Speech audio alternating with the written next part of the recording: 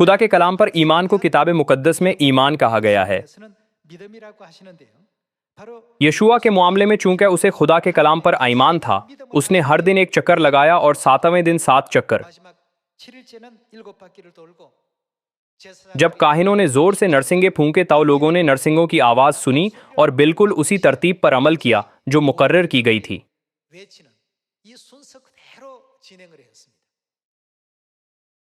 मैं इसके बारे में पहले भी गौर कर चुका हूं।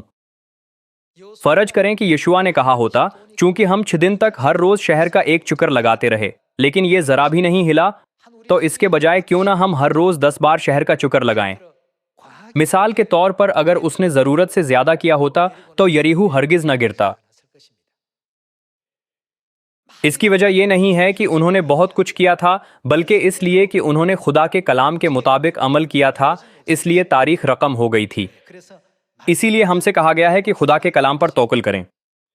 अगर खुदा ने वादा किया है कि वो सब पूरा करेंगे, तो हमें यकीन रखना चाहिए कि ये जरूर होगा। यरीहू 7वें दिन तक साबित कदम रहा जब इसके साथ चक्कर लगाए गए। ताहम जब काहिनों ने नरसिंगे फूंके और यशुआ ने इशारा दिया कि अब सब लिलकारो, और उन्होंने इकट्ठे लिलकारा, तो सब लोगों ने बिल्कुल वही नतीजा देखा जैसा खुदा के कलाम में वादा किया गया था।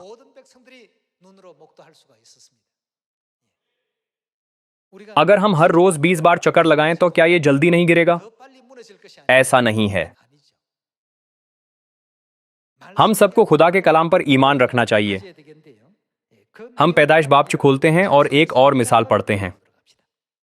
बाब 6 आयत 9। नूह का निसब नामा ये है। नूह मर्द रास्तबाज और अपने जमाना के लोगों में बेऐब था, और नूह खुदा के साथ साथ चलता रहा, और उससे 3 बेटे सिमहाम और याफत पैदा हुए। पर जमीन खुदा के आगे नाराज हो गई थी और वो जुल्म से भरी थी। और खुदा ने जमीन पर नजर की और देखा कि वो नाराज हो गई है, क्योंकि हर बशर ने जमीन पर अपना तरीका बिगाड़ लिया था।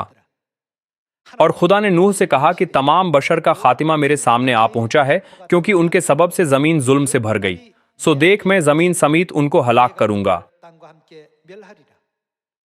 तू गोफर की लकड़ी की एक किश्ती अपने लिए बना, उस किश्ती में कोठरियां तैयार करना और उसके अंदर और बाहर राल लगाना, और ऐसा करना कि कश्ती की लंबाई 300 हाथ, उसकी चौड़ाई 50 हाथ और उसकी ऊंचाई 30 हाथ हो।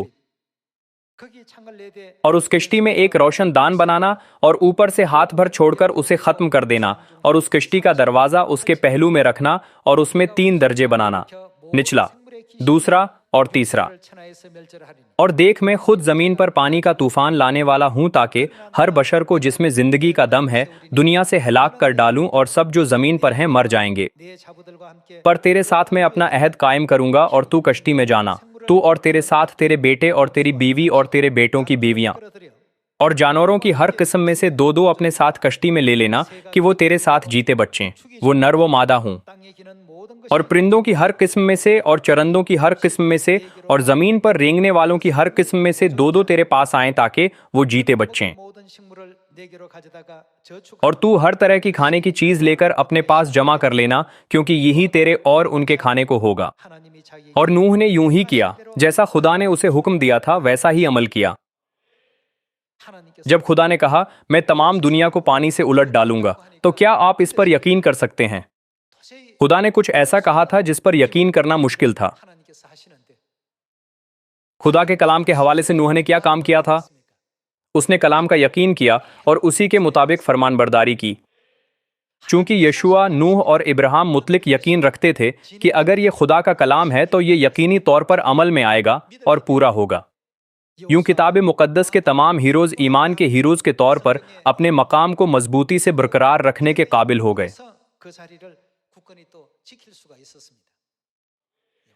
आज हमें भी पुख्ता यकीन रखना चाहिए कि तारीख ईमान से तश्कील पाती है।